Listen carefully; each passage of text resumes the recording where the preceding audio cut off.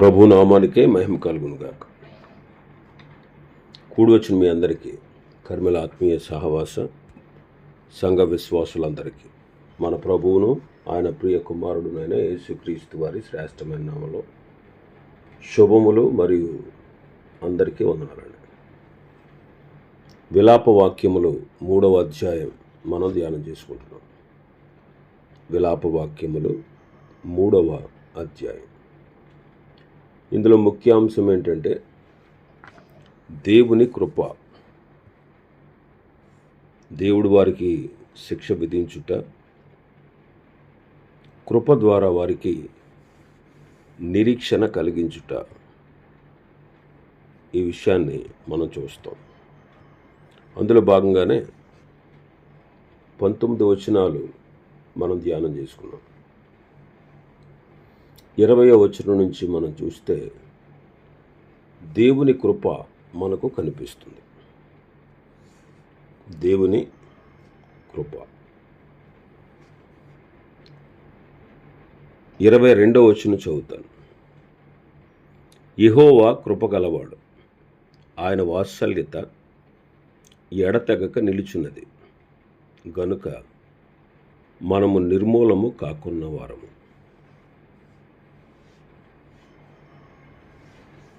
దేవుని కృప అనే మాట మనం చూస్తున్నాం. ఆయన ఎవరంట? కృపగలవాడు. కృపగలవాడు. దేవునికి ఉన్నటువంటి అన్ని గుణలక్షణాల్లో ఎంతో విలువైనది, అద్భుతమైనది, వెలకట్టలేనిది దేవుని యొక్క కృప. ఇర్మియా ఇక్కడ దేవుని కృపను తలుస్తున్నాడు. దేవుని కృపను తలుస్తున్నాడు. ఆయన కృప గలవాడని, ఆయన వాత్సల్యత ఎడతెగక నిలుచున్నది, అందువల్లే మనము నిర్మూలము కాకున్న వారము అని ఇక్కడ మాట్లాడుతున్నారు. ఒకసారి ఆలోచన చేస్తే లోకమంతా దేవుని కృపతో నిండి ఉంది. లోకమంతా దేవుని కృపతో నిండి ఉంది. దేవుడు మొట్టమొదట మానవుణ్ణి చేశాడు. మొదటి మానవుణ్ణి నేలమంటితో బొమ్మ చేసి అతని నాసికారంధ్రంలో జీవవాయువు ఊదినప్పుడు నరుడు జీవాత్మ అయ్యాడు. దేవుడు తన స్వరూపంలో, తన పోలికలో మానవుణ్ణి చేశాడు. మరి మానవుడు, ఆ ఒక్క మానవుడిలో నుండే భూమి మీద ఇప్పుడు నివసిస్తున్నటువంటి ప్రతి మానవుడు కలగాలని దేవుడు సంకల్పించాడు.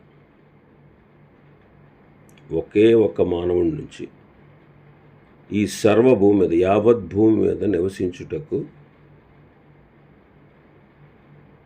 దేవుడు మానవుణ్ణి సృష్టించాడు. ఆ మొదటి మానవుడికి ఆదాము అని పేరు పెట్టాడు. ఇప్పుడు భూమి మీద ఉన్నటువంటి మనిషి ఎవరైనా ఉన్నారు అంటే, భూమి మీద ఉన్న మనుష్యులందరూ కూడా, ఏ దేశం వాడైనా, ఏ జాతి వాడైనా, ఏ ప్రాంతం వాడైనా, ప్రపంచం నలుమూలలో అన్ని దేశాల్లో ఉన్నటువంటి మానవులందరూ కూడా ఆదాములో నుండే వచ్చారు. యావత్ భూమి మీద నివసించుటకు ఒక్క మానవుడి నుండి, ఒక్క మనిషి నుండి సమస్త మనుషులను ఆయన సృష్టించాలని సంకల్పించాడు. మరి మానవుడి తర్వాత అతనిలోంచి వచ్చేటువంటి సర్వ మానవాళికి అవసరమైనవన్నీ కూడా ఈ సృష్టిలో సృష్టించి ఏర్పరిచాడు. మనం అనుభవిస్తున్న వెలుగు, సంచరిస్తున్న భూమి, మనం మసలుకుంటున్న ఆకాశం, సూర్యచంద్ర నక్షత్రాలు, జీవరాశులు అనగా పశువులు, మృగాలు, పక్షులు, జలచరాలు, కొండలు, గుట్టలు, మెట్టలు, నదులు, సముద్రాలు, గాలి, వెలుతురు, నీరు, ఈ సృష్టిలో మానవుడికి కావలసినవన్నీ దేవుడు సమకూర్చాడు. ఆయన ఆ మొట్టమొదటి మానవుడికి ఆజ్ఞించాడు. అతని ప్రక్కటి ఎముకల్లోంచి ఒక ఎముక తీసి అతని గాఢ నిద్ర కలగజేసి, ప్రక్కటి ఎముకలో ఒక ఎముక తీసి స్త్రీగా నిర్మించి వాళ్ళిద్దరికి వివాహం చేశాడు. వాళ్ళిద్దరే ఆది దంపతులు, వాళ్ళిద్దరే మొట్టమొదటి మానవులు, దేవుని చేత సృష్టించబడిన వారు. వారిని ఫలించండి, అభివృద్ధి చెందండి, భూమిని నిండించండి, విస్తరించండి, భూమిని ఏలండి అని వారిని ఆశీర్వదించాడు. వారు సర్వ భూమి మీద సంచరించలేరని ఏదేను అనే ప్రాంతంలో ఒక తోట వేసి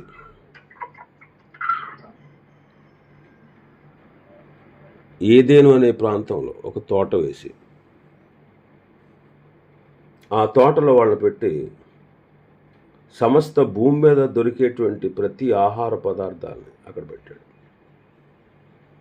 అయితే ఒక విషయాన్ని ప్రభు చెప్పారు. ఏమనంటే, బాబు, నీవు నా మీద ఆధారపడి బ్రతకాలి, నేను చెప్పినట్టుగా వినాలి.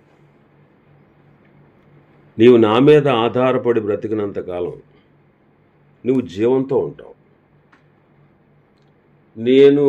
నన్ను నీవు వద్దు అన్న రోజు నుంచి నువ్వు నాకు అక్కర్లేదు, నా అంతటా నేను బ్రతకగలను, నా అంతటా నేను స్వతంత్రంగా జీవించగలను, నీతో నాకు సంబంధం లేదు, నీతో నాకు పని లేదు అని నువ్వు ఎప్పుడైతే అంటావో అప్పుడు నీకు మరణం అని చెప్పాడు. మరి ఆదాము మొట్టమొదటి మానవుడు ఆ సత్యాన్ని బాగుగా ఎరిగినవాడు. మరణం అంటే ఏంటో, ప్రభుతో ఉంటే జీవం అని, ప్రభువును ధిక్కరిస్తే మరణం అని ఆదాముకు తెలుసు. ఎందుకంటే దేవుని స్వరూపం, దేవుని పోలిక, జీవంతో ఉన్నాడు, దేవునితో కనెక్ట్ అయి ఉన్నాడు. అయితే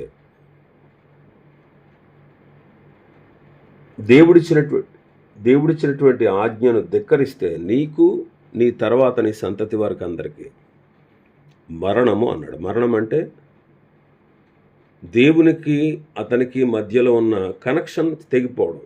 దాన్నే ఆత్మీయ మరణం అన్నారు.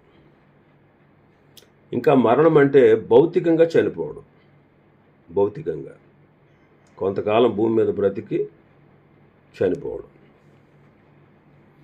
ఇంకా మరణం అంటే చనిపోయిన తర్వాత దేవుణ్ణి వద్దు అన్నాడు కాబట్టి ఎంత గొప్పగా మానవుడిని చేసి, అబ్బురంగా మానవుడిని చేసి, మానవుడికి కావలసిన వనరులన్నీ ఇచ్చి నా మీద ఆధారపడని చెప్పడం న్యాయమా కదా? మరి ఆయన కాదు అన్నప్పుడు మరణం వస్తుందే అని చెప్పాడు ఆయన. కాబట్టి ఆయన ధిక్కరిస్తే అతనికి, అతని సంతతి వారందరికీ అగ్ని గంధకాలతో మండు గుండం, పాతాళంలో పడతారు అని చెప్పాడు. అది మరణం అంటే. దేవుడు అన్నీ ఇచ్చాడు, సృష్టించాడు, కావలసినవన్నీ ఇచ్చాడు. ఆయన మీద ఆధారపడి బ్రతకమని చెప్పాడు. ఆయన ధిక్కరించిన నాడు మరణం అని చెప్పాడు. మొట్టమొదటి మానవుడు ఆదాము చేసిన పని ఏంటంటే దేవుణ్ణి వద్దు అని ధిక్కరించాడు. నువ్వు అక్కర్లేదు, నీతో నాకు అవసరం లేదు, నీతో నాకు సంబంధం లేదు, నా అంతటా నేను బ్రతకగలను అని మొట్టమొదటి మానవుడు దేవుని ధిక్కరించి దేవుని మీద తిరగబడ్డాడు.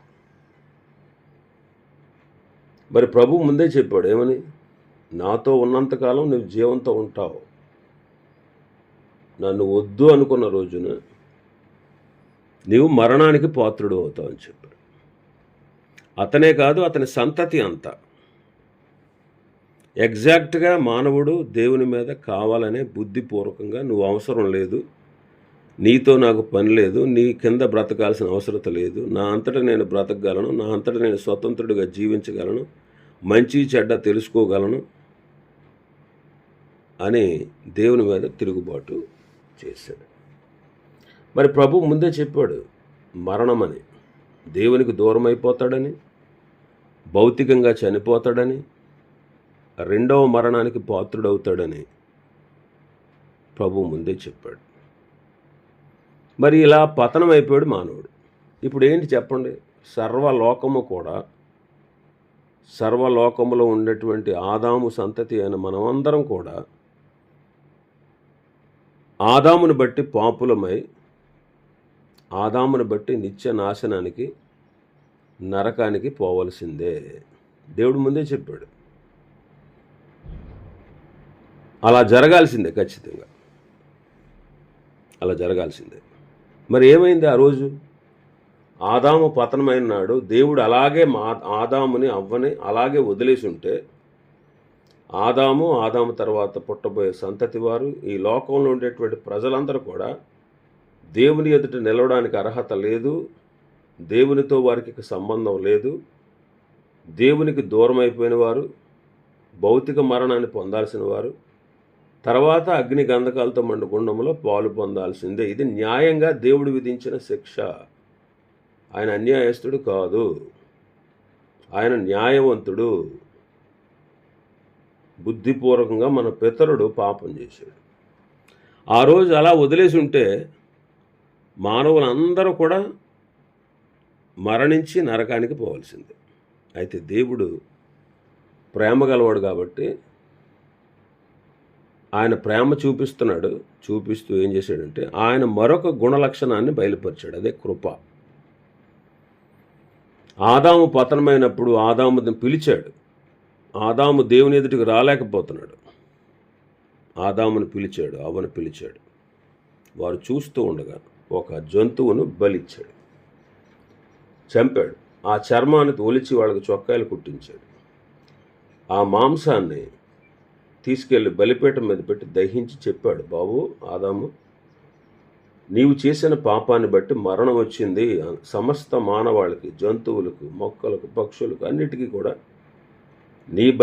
నీ అవిధేయతను బట్టి మరణం వచ్చింది. నీవు ఇదిగో ఈ జంతువులాగా నీవు నీ భార్య చావాలి. ఈ అగ్ని మీద ఎలాగైతే ఈ యొక్క మాంసం దహించబడుతుందో బలిపీఠం మీద, అలాగ నువ్వు కూడా రేపు నరకంలో పడి యాతన పడాలి. అయితే నీవు చావకుండా ఇప్పుడు ఇంకా బ్రతికి ఉండుట కొరకు నీ కొరకు ఈ బలి చేశాను. ఇది కేవలం భజన మాత్రమే. నేను నీ కొరకు విమోచకుడిని పంపుతాను. ఆ విమోచకుడు తగిన సమయంలో వచ్చి, యుక్త కాలం అందు వచ్చి, ఆ విమోచకుడు ఈ గొర్రె వలె బలైపోతాడు, రక్తం చిందిస్తాడు, నా నుంచి వేరై ఆత్మీయ మరణం పొందుతాడు. మీ అందరి పాపాల కోసం ఆయన తన రక్తాన్ని చిందించి భౌతిక మరణాన్ని పొందుతాడు. ఆ విమోచకుడి యొక్క రక్తము ద్వారా నీ పాపం పరిహరించబడి, మళ్ళీ నిన్ను ఆ విమోచకుడి ద్వారా నేను అంగీకరిస్తాను. కాబట్టి నీవు నా చేత అంగీకరించబడాలంటే నేను కోరిన విధంగా ఈ మార్గంలో నీవు నీ సంతతి వారు పయనించాలి. నీవు నీ సంతతి వారు ఇలాగ బలులర్పించి నా మీద ఆధారపడి నన్ను నమ్మి విశ్వసించి నేను పంపబోయే విమోచకుడి యందు మీరు విశ్వాసం ఉంచాలి. అప్పుడు నేను మిమ్మల్ని ఆ విమోచకుని ద్వారా అంగీకరిస్తాను అని ప్రభు ఆదాముకు చెప్పాడు. అది మార్గం అండి. పతనమైపోయిన మానవుణ్ణి వదిలేయకుండా, పతనమైపోయిన మానవుణ్ణి ఎంత చేసిన మానవుడు దేవుని మీద ధిక్కరిస్తే న్యాయంగా వాడికి రావాల్సినటువంటి నరక శిక్షను శిక్షకు పంపకుండా మరలా కరుణించి, ప్రేమించి, కృప చూపి, కనికరాన్ని చూపి, వాడి పాప పరిహారం కొరకు జంతువుని అర్పించి పూర్తి పరిహారం కొరకు తన కుమారుడైన క్రీస్తును విమోచకుని పంపుతానని వాగ్దానం చేసి అలాగ పాత నిబంధన భక్తులందరినీ కూడా కృప ద్వారా మళ్ళీ స్వీకరించి నిత్య నాశనం నుంచి వారిని తప్పించాడు. ఇది మార్గం. ఆ మార్గమే ప్రభువైన యేసుక్రీస్తు. ఆ విమోచకుడే ప్రభువైన యేసుక్రీస్తు. ఆయన వచ్చి అన్యాయంగా సిలువలో మరణాన్ని, ఘోరమైన నీచమైన మరణాన్ని పొంది తన ప్రతి రక్తపు బొట్టు మన కోసం చిందించాడు. ఆయన దేవుని చేత పంపబడిన మార్గం విమోచకుడైన. కాబట్టి మానవుణ్ణి పతనమైపోయినప్పుడు వదిలేసి నాశనానికి పంపకుండా, వాడు నాశనం అయిపోవడం ఆయనకి ఏమాత్రం ఇష్టం లేదు గనుక మరలా తిరిగి ఆయన వైపు చేర్చుకున్నాడే, మళ్ళీ అంగీకరించాడే. ఆయనే వాళ్ళ కోసం మార్గాన్ని సిద్ధం చేసి విశ్వసించిన వారికి రక్షణ ఇస్తానన్నాడే. అది ఆయన కృప. అదండి కృప అంటే అది. ఈ కృపను గూర్చి ఎంత వివరణ ఉంది. మరి ఎంత అద్భుతమైనటువంటి లక్షణం అది చెప్పండి. కృప ద్వారా మనల్ని మరలా తన బిడ్డలుగా స్వీకరించబోతున్నాడు. ఇది దేవుడు మానవుని పట్ల ఏర్పాటు చేసిన రక్షణ ప్రణాళిక. అదే కృప. కృప ద్వారా మాత్రమే మనల్ని దేవుడు అంగీకరించాడు. ఇక్కడ ఇర్మియా దేవుని కృపను తలస్తున్నాడు. ఇప్పుడు ఇశ్రాయేలీలు దేవుని ప్రజలు, దేవుని సంతానం, అబ్రహాము పిల్లలు.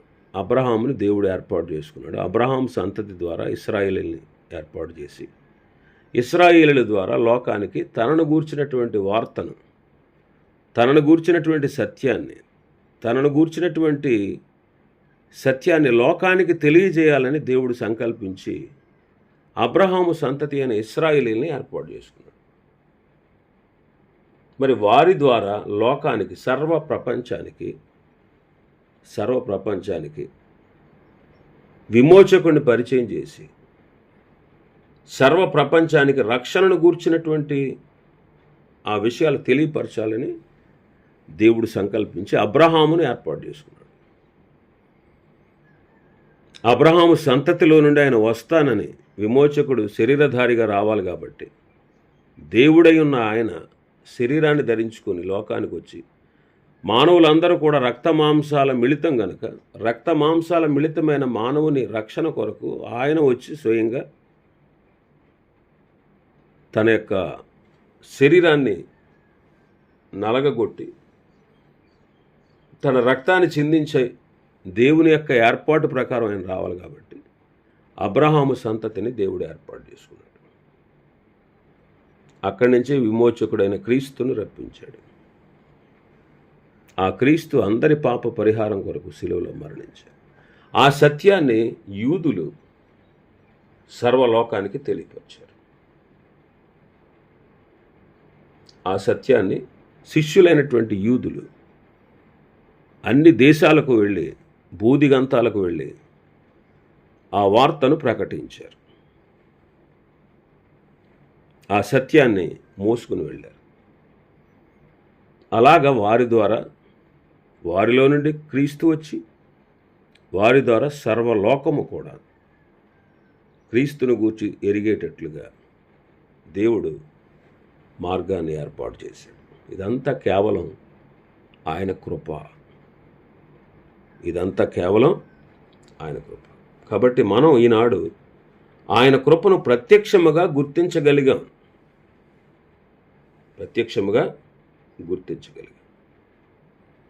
వాస్తవంగా మనం కృపాకాలంలో ఉన్నాం. ఆయన కృప ద్వారా మనం రక్షణ పొందుకున్నాం. ఆయన కృప ద్వారా మనం పవిత్రపరచబడుతున్నాం. ఆయన కృప ఎంతో అమూల్యమైనది. ఆయన కృప ద్వారా మనకు వరాలు ఇచ్చాడు. ఆయన కృప నిరీక్షణార్థమైనది. ఆయన కృప మన ఎదుట ప్రత్యక్షపరచబడింది. ఇది ఆయన కృప. ఆ కృపను గురించినటువంటి వాక్యాలు మీరు రాసుకుని చదువుకోండి. కొరింథీయులకు రాసిన 2వ పత్రిక 8-9 అంటాడు, మీరు మరి ప్రభువైన యేసుక్రీస్తు కృపను ఎరుగుదురు కదా. ఆయన ధనవంతుడై ఉండి మీరు తన దారిద్ర్యం వలన మనల్ని ఆత్మీయంగా ధనవంతులుగా చేయడానికి మన నిమిత్తమే దరిద్రుడయ్యాడు. ఆయన కృప మన దరిద్రులైన మనల్ని ఆత్మీయ దరిద్రులు అంటే దేవుడు లేని వాళ్ళం, రక్షణ లేని వాళ్ళం, నిత్య నరకానికి పాత్రులం. దరిద్రత కదా ఇది. నిత్య నాశనానికి, నరకానికి పాత్రులం మనం. అది దరిద్రం, ఆత్మీయ దరిద్రులు మనం. ఆయన కృప మనల్ని ఆత్మీయ ఐశ్వర్యవంతులుగా చేసింది. ఈనాడు రక్షణ ఇచ్చింది, విడుదల ఇచ్చింది, విమోచన ఇచ్చింది. ఇదంతా కేవలం ఆయన కృప. కాబట్టి తీతు పత్రిక 2:11, ఎఫెసీ పత్రిక 2వ అధ్యాయం 8వ వచనం, కొరింథీయులకు రాసిన మొదటి పత్రిక 15వ అధ్యాయం 10వ వచనం, రోమా పత్రిక 12వ అధ్యాయం 6-8 వరకు, రోమా పత్రిక 5వ అధ్యాయం 2వ వచనం, ఈ కొరింథీయులకు రాసిన 2వ పత్రిక 9-8, ఇవన్నీ కూడా కృపను గూర్చి వ్రాయబడ్డాయి. కృపను గూర్చి. కాబట్టి ఎంత అమూల్యమైనదండి ఈ కృప. ఎవ్వరూ చూపలేనిది, ఎవ్వరూ ఇవ్వలేనిది, ఎవ్వరి తరం కాదు. కేవలం యేసుక్రీస్తు ద్వారానే కృప సమాధానాలు మనకు కలుగుతా ఉన్నాయి. అందుని బట్టి మనం ఆయన హెచ్చించాలి, ఆయన స్తుతించాలి. ఎంత అద్భుతమైనదండి ఈ కృప. అసలు మనం దేవుని ఎదుట నిలవడానికి అర్హత లేదు. మనం చచ్చి నరకానికి పోవలసిందే. ఇది మన దుస్థితి, లోక దుస్థితి, లోకస్తులందరి దుస్థితి. అయితే ఆయన కృప మనల్ని మరలా ఆయనకు దగ్గర చేర్చింది. ఆ కృప మనల్ని రక్షించింది, విడిపించింది, విమోచించింది. ఆయనలో ఉన్న ఈ గొప్ప కృప అనే లక్షణం, దాన్ని బట్టి ఈరోజు మనం రక్షణ పొంది సంతోషిస్తున్నాం. ఇది మన క్రియల వల్ల కలిగినది కాదు, ఎవడో అతిశయపడ వీలు లేదు. ఇది కేవలం దేవుని కృప. ఆ కృపను జ్ఞాపకం చేసుకుంటున్నాడు ఆయన. ఇర్మియా భక్తుడు ఆయన కృపగలవాడు. ఆయన వాత్సల్యత ఎడతెగక నిలుస్తూ ఉంది కనుకనే మనం నిర్మూలము కాకున్న వారము అంటాడు. నిజంగా మరి కృప లేకపోతే ఈనాడు మన పరిస్థితి ఏంటంటే చెప్పండి. ఆయన కృప చూపకపోతే, కృప ద్వారా విమోచకుడిని మన కోసం పంపకపోతే మన గతి, మన అంత్యం ఎంతో భయంకరమైన. అగ్ని ఆరదు, పురుగు చావదు. అలాంటి స్థితి మనదే, అలాంటి స్థితి. కానీ దేవుని కృప అట్టి భయంకరమైన స్థితి నుంచి మనల్ని విడిపించింది. ఈనాడు కృప మనకు దొరికింది. ఈనాడు ఆయన కృపను మనం ఆశ్రయించాం. ఆయన కృప ద్వారా రక్షణ పొంది సంతోషిస్తున్నాం, ఎంజాయ్ చేస్తున్నాం. లోకస్తులందరికంటే కూడా ఎంతో లోకస్తులకు లేనటువంటి గొప్ప సంతోషాన్ని ప్రభు మనకిచ్చాడు. అందుకు మనం ఎంతగానో ఆయన పట్ల కృతజ్ఞత కలిగి ఉండాలి. ఇంకా చాలా విషయాలు ఉన్నాయి అధ్యాయంలో. ప్రభు చిత్తమైతే రేపు దినం మరికొన్ని విషయాలు మనం ధ్యానం చేసుకుందాం. దేవుడి వర్తమాన వాక్యాన్ని మనం వెనుకడిలో ఆశీర్వదించును గాక. ఆమేన్.